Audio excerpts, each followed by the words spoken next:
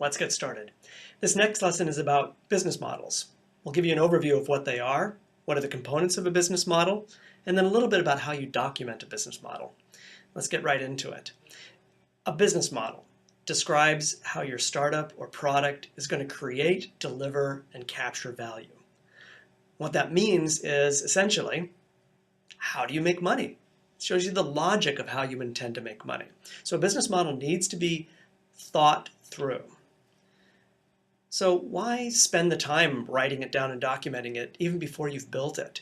Well, you need to do everything possible to get it right before you begin to build. Because once you start coding or before you go into production, it's the cheapest time to fail. So you need to do everything that you can before that begins. After you begin coding, after you begin building it, it becomes very expensive to go back and rework it. So the business model development needs to happen at the very beginning of your product life cycle. You can think of a business model as building blocks. So every component of the business model stacks on top of another and fits together. And if one component of that business model doesn't fit, then the whole business model has the risk of collapsing. Now, some elements of the business model might be more important than another component. For example, your pricing structure. Pricing structure is key to your business model, so how you make money. If you don't get that right, then the whole thing collapses. So what's in a business model? Let's talk about the different components, the different blocks of a business model. Who are your customers? So it's very important when you're building a business model to be very precise about the segment that you're addressing. How do they find you? How are these people in the segment going to find your product? How are you going to find them? Is another question. What is your specific product or service? So this is a core part of the business model.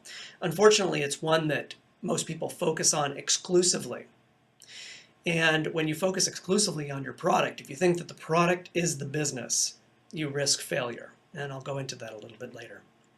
So how do you sell to these folks? What's the channel that you use? And by channel, I mean, how do you get the product into their hands? How do you sell it to them? Is it a sales force? Is it an online sale? Is it a telesales force? So these are the different models that you could use, and we'll talk about all those different models in a little bit. So how does your product provide value to the customers? You need to write down the value proposition, and I'll talk about what goes into a value proposition in the next lecture. What's your revenue model? Again, a very key component. So how do you intend to make money, and what is that specific price that you're going to charge? How do you service those customers? What's your relationship with the customers, both before the sale and after the sale? Are there any partners that you rely on?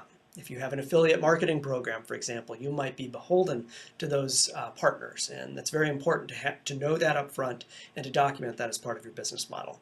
And finally, what's your cost structure? So not only the cost of developing the product, but the cost of selling to the customers, the cost of acquiring customers, the cost of marketing to them. So how do you document all this?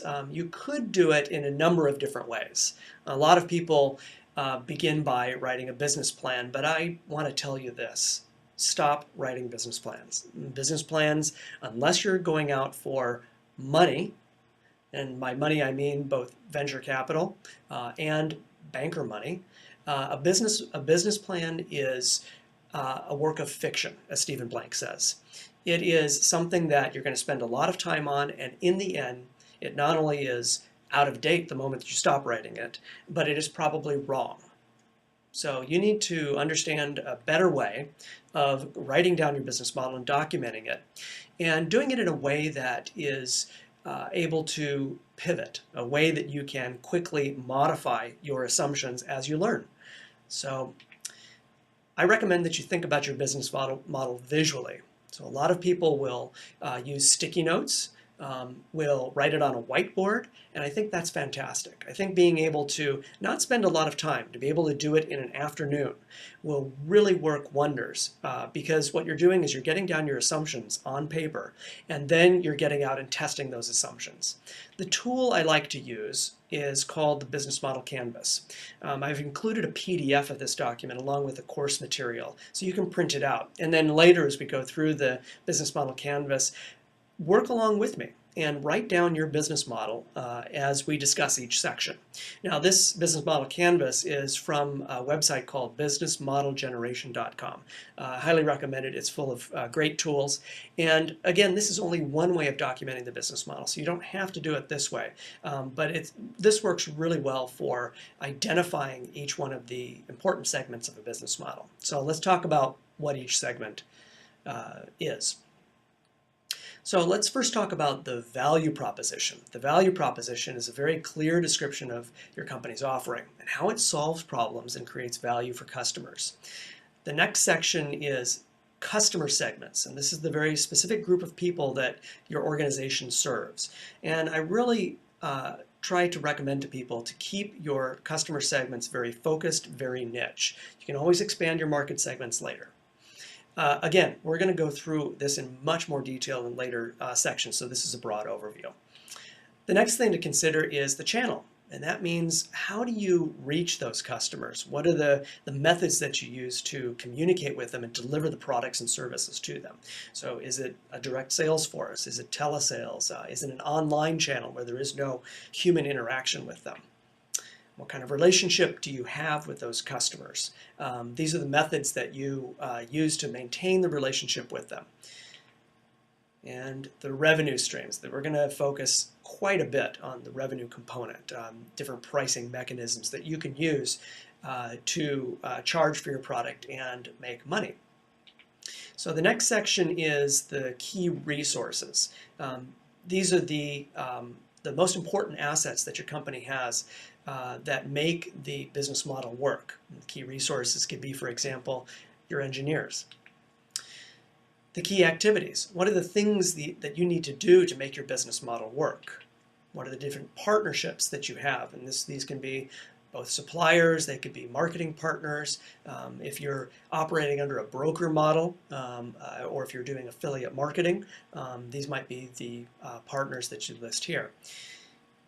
And finally, the cost structure. So these are the major costs that your business has to sustain your business model. For example, you might be needing to pay engineers, or you might need to pay salespeople, or you might, if you're in the data world, you need to pay for the underlying infrastructure for that data. So this is just an overview. And when you're done with your business model, it looks something like this.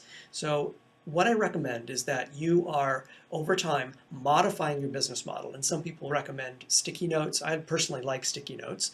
Other people actually do it on a canvas that's a soft version of the canvas and will color code things as they learn. And it's important to create multiple versions of this as time goes on. So that's it for the overview, and now we're going to get into some real great details about what makes a good business model. So thank you very much for watching.